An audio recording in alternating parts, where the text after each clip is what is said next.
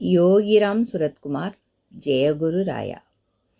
யோகியுடன் கொஞ்ச தூரம். இதன் ஆசிரியர் எஸ். பார்த்தசாரதி ஐயா அவர்கள்.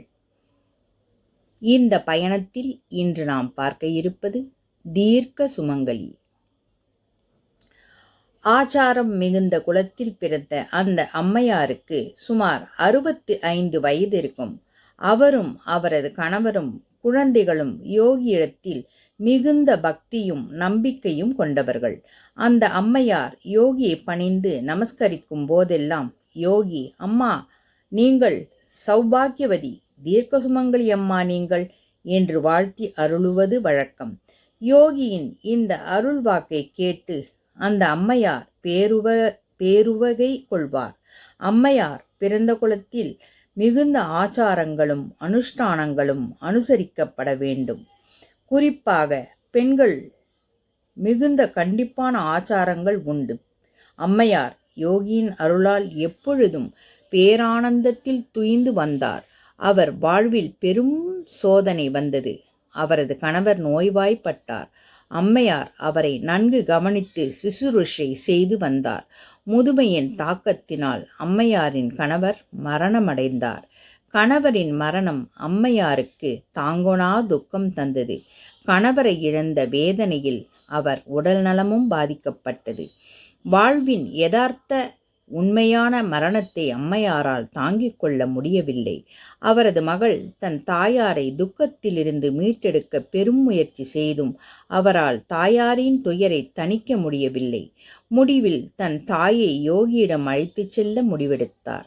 மறுநாள் அவரும் அவரது கணவரும் குழந்தைகளும் அம்மையாரை அழைத்து கொண்டு யோகியிடம் சென்றார்கள். அம்மையாரின் கணவர் இறந்த செய்தியை ஏற்கனவே அவரது மகள் யோகிக்கு சந்தி மூலம் விரிவான தபால் மூலமாகவும் தெரிவித்தார். யோகியின் சன்னதி தெரு வீட்டினுள் அம்மையாரும் அவரது மகளும் மற்றும் குடும்பத்தாரும் சென்றனர். யோகி 2 தூண்களுக்கு நடுவில் விரிக்கப்பட்ட பாயின் மீது அமர்ந்திருந்தார். அம்மையார் யோகியின் பாதம் பணிந்து நமஸ்கரித்து வாய்விட்டு அழுதார்.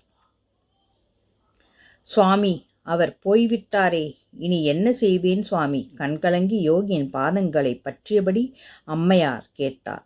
யோகி தீட்சண்யம் தன் பார்வையினால் அம்மையாருக்கு தனது பேரருளை பொழிந்து கொண்டிருந்தார். சற்று நேரம் கடந்தது. அம்மா, நீங்கள் சௌபாகியவதி, தீர்க்க சுமங்கலி அம்மா, நீங்கள் கவலை வேண்டாம் அம்மா. என் தந்தை உங்களோடு எப்பொழுதும் இருக்கிறார் அம்மா. யோகியின் அருள்மொழிகள் மந்திரமாக வேலை செய்தன. அம்மையாரின் துக்கம் விலகியது. ஆனந்த கண்ணீர் வடித்தார். பழைய பக்தி அவரிடம் மீண்டும் வந்தது. யோகியை மீண்டும் நமஸ்கரித்தார். அம்மையாரின் மகள் யோகிக்கு சமர்ப்பித்த புஷ்ப சரத்தை எடுத்து அம்மையாரிடம் கொடுத்தார் யோகி. புஷ்பச்சரத்தை தலையில் சூட்டிக் கொள்ளும்படி யோகி செய்கை செய்தார். அம்மையார் சற்றும் தயங்காமல் புஷ்பச்சரத்தை தன் தலையில் சூடிக்கொண்டார். நான் இனி விதவை இல்லை, என் தெய்வம் யோகிராம் சுரத்குமார் சொல்லிவிட்டார். அவர் சொன்னதை நீங்கள் எல்லோரும் கேட்டீர்களா? இனி நான் விதவை இல்லை.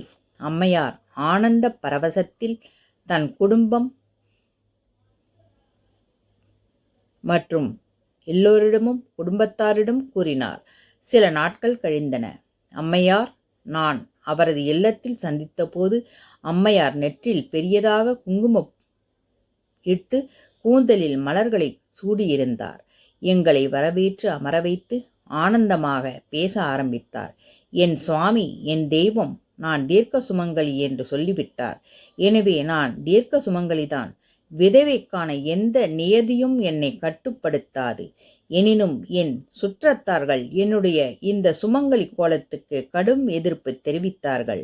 நான் அவர்களிடம் தெளிவாக கூறிவிட்டேன். என்னை மாற்ற முயற்சி செய்யாதீர்கள். உங்கள் பேச்சை நான் கேட்கப் போவதில்லை. என்னுடைய இந்த தோற்றம் உங்களுக்கு பிடிக்கவில்லை என்றால் இங்கே நீங்கள் இனி வரத் தேவையில்லை என்று திட்டவட்டமாக கூறிவிட்டேன். அந்த அம்மையார் யோகியிடம் கொண்ட பெரும் பக்தியும் நம்பிக்கையும் என்னை மெய்சிலிர்க்க வைத்தது. யோகிராம் சுரத்குமார், ஜெயகுரு ராயா. பகவானுடன் நாம் இறுதி காலம் வரை பயணித்து கொண்டே இருப்போம். யோகிராம் சுரத்குமார். ஜெயகுரு ராயா.